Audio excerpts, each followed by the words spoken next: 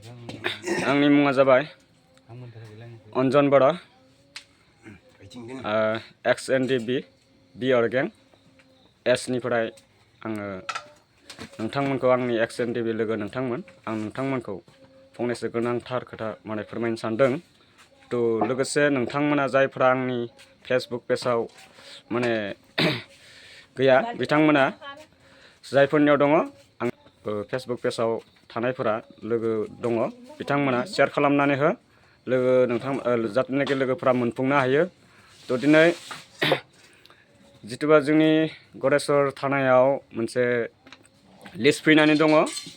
बे लिस्टआव माने गासैनाबो माने कन्टेक्ट नाम्बार गैयैलाय तारमाने आंखौ फोरमायहरनाय जादों। तो बेवहाय आंनि कन्टेक्ट नाम्बार दङमोन आंखौ माने गले गले फोरमायहरबाय थानाय जादों।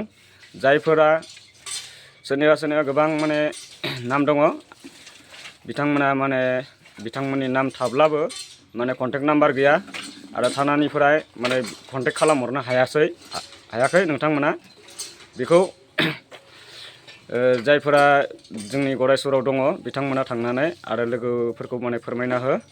तो आरो तामुलपुर जिल्लानि गासै XNDB लोगो नोंथांमोन आंनिफ्राय आङो नोंथांमोनखौ खावलायहरो नोंथांमोना जाथनोखि थानायाव थांनानै माने खबर लाहैयो आरो गांफा गावनि पासपर्ट माने हाफ फटक मोनसे पासपर्ट साइजखौ लाफा आरो आधार कार्डखौ लानानै जेरक्स खालामनानै हो। बेखिनियानो बाखि जेबो खामानि गैथ'आ। तो लोगोसे जायफोरा आंनि फेसबुक पेजाव दङ बिथांमोना हाजासे लोगोफोरनो शेयार खालामनानै होबानो जाबाय जाहाथे रावबो थालाङा। तो लोगोसे बयखौबो खावलायबानो जाबाय आंनि बुंनांगौआ बेखिनियानोमोन।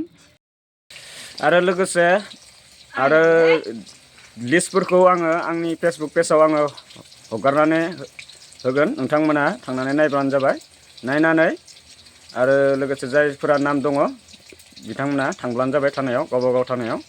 तो लोगोसे बेयाव कन्टेक्ट नाम्बार गैखाया आरो ना तो बिनिखायनो कन्टेक्ट खालामनो हायाखै।